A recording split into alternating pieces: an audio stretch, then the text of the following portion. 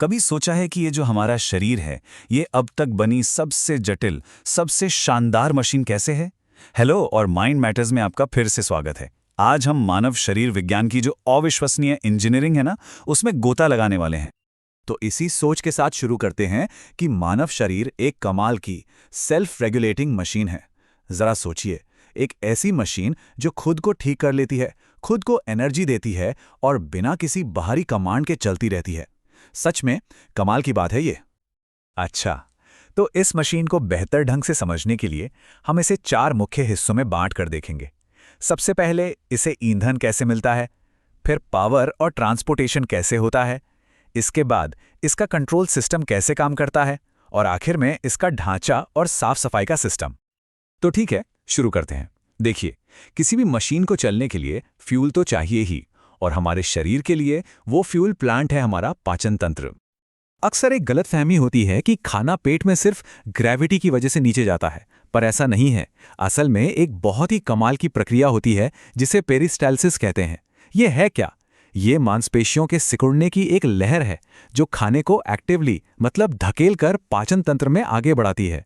और मजे की बात यह है कि आप चाहे उल्टे भी लटके हों, खाना पेट तक पहुंच ही जाएगा। तो ये पाचन का पूरा सफर एक बढ़िया कोऑर्डिनेटेड असेंबली लाइन जैसा है। सब कुछ मुंह से शुरू होता है, फिर पेट में प्रोटीन टूटते हैं, लेकिन असली जादू होता है छोटी आंत में। जी हाँ, 90% पोषक तत्व यहीं सोखे जाते हैं और आखिर में बड़ी आंत पानी को वापस सोखकर इस प्रोसेस को पूरा करती है। और हमारा शरीर कमाल का एफिशिएंट है। मतलब हर काम के लिए इसके पास स्पेशल टूल्स हैं।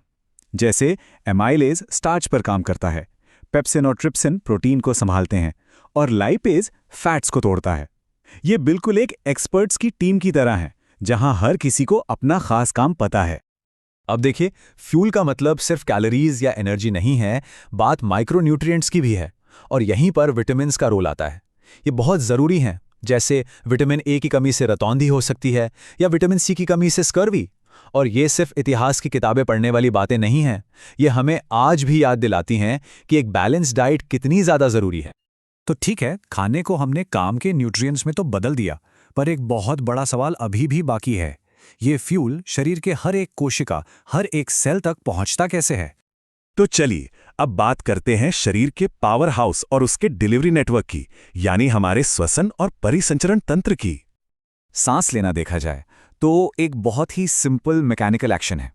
जब हमारा डायाफ्राम सिकुड़ता है, हवा अंदर खिंच जाती है, और जैसे ही वो रिलैक्स होता है, हवा बाहर निकल जाती है।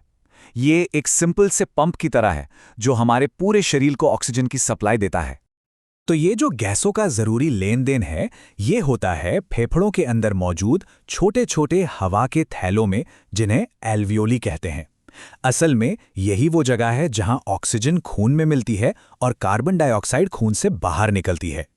ये हमारे फ्यूल सिस्टम और ट्रांसपोर्ट सिस्टम के बीच का सबसे जरूरी हैंड ऑफ पॉइंट है। और खून सिर्फ एक लाल रंग का लिक्विड नहीं है, ये अपने आप में एक पूरी टीम है। लाल रक्त कोशिकाएं ऑक्सीजन की डिलीवरी करती हैं। श्वेत रक्त कोशिकाएं हमारे इम्यून सिस्टम के सैनिक हैं।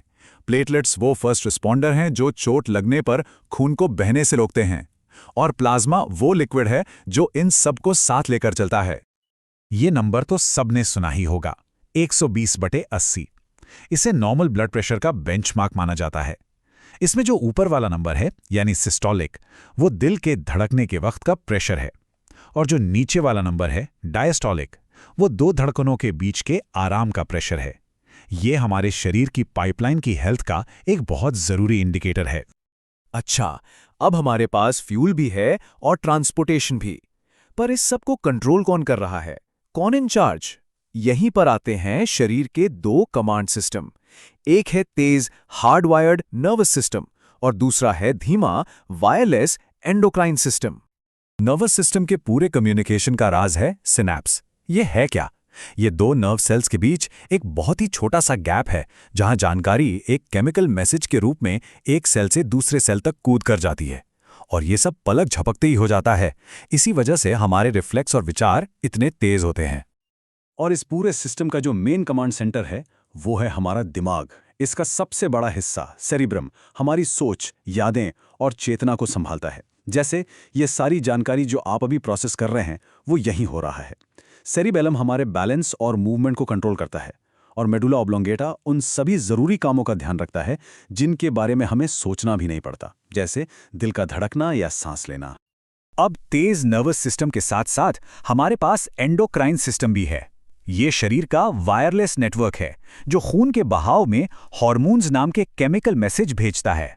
ये मैसेज धीरे धीरे काम करते हैं और लंबे समय तक चलने वाले प्रोसेस को कंट्रोल करते हैं, जैसे कि ग्रोथ, मेटाबॉलिज्म और स्ट्रेस रिस्पॉन्स।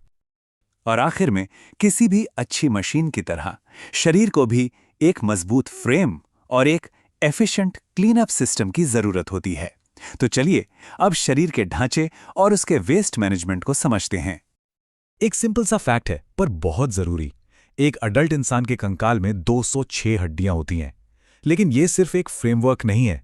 ये हमारे जरूरी अंगों को बचाता है, हमें चलने फिरने में मदद करता है और यहां तक कि खून की कोशिकाएं भी बनाता है। अब इस फ्रेम को हिलाने डुलाने के लिए हमारे पास 3 तरह की मांसपेशियां हैं। पहली स्केलेटल मसल्स, जो हमारी मर्जी से चलती हैं, जैसे हाथ हिलाना। दूसरी स्मूथ मसल्स, जो अपने आप काम करती हैं, जैसे पेट के अंदर खाने को पचाना। और तीसरी कार्डियक मसल, यानी हमारे दिल की वो खास मांसपेशी जो पूरी जिंदगी बिना थके धड़कती रहती है। देखिए, हर मशीन को एक क्लीनअप क्रू की जरूरत होती है। हमारे शरीर में ये जिम्मेदारी है किडनी यानी गुर्दों की, और उनके अंदर जो असली काम करते हैं वो हैं लाखों छोटे छोटे फिल्टर्स, जिन्हें नेफ्रॉन कहते हैं। आप समझ लीजिए कि हर नेफ्रॉन खून साफ करने वाला एक मिनी प्लांट है। और ये बहुत ही स्मार्ट 3 स्टेप का प्रोसेस है। स्टेप 1 फिल्ट्रेशन, जिसमें खून से सब कुछ छान लिया जाता है, अच्छा बुरा सब। स्टेप 2 रीअब्जॉर्प्शन, जहां शरीर काम की सारी चीजें वापस सोख लेता है। और स्टेप 3 सिक्रीशन, जिसमें बचा कुचा कचरा मिलाकर यूरिन बनाया जाता है और बाहर निकाल दिया जाता है। ये सिर्फ कचरा फेंकना नहीं है, ये शरीर के अंदर के माहौल को परफेक्टली बैलेंस करने का तरीका है। तो आज के इस पूरी बातचीत का निचोड़ क्या है? यही कि मानव शरीर की असली खूबसूरती किसी एक पार्ट में नहीं है, बल्कि इस बात में है कि ये सारे सिस्टम एक साथ मिलकर कैसे काम करते हैं। पाचन से लेकर सोचने तक ये सिस्टम्स की एक ऐसी सिम्फनी है जो बिल्कुल परफेक्ट तालमेल में काम कर रही है। और ये हमें एक बहुत ही दमदार सोच के साथ छोड़ जाता है। अगर हमारा शरीर सच में एक इतनी कमाल की सेल्फ रेगुलेटिंग मशीन है, तो इसका मतलब ये भी है कि हमारे पास इसकी देखभाल करने और इसकी परफॉर्मेंस को बेहतर बनाने की ताकत है। ये हमें अपनी सेहत का कंट्रोल अपने हाथों में लेने का मौका देता है। जरा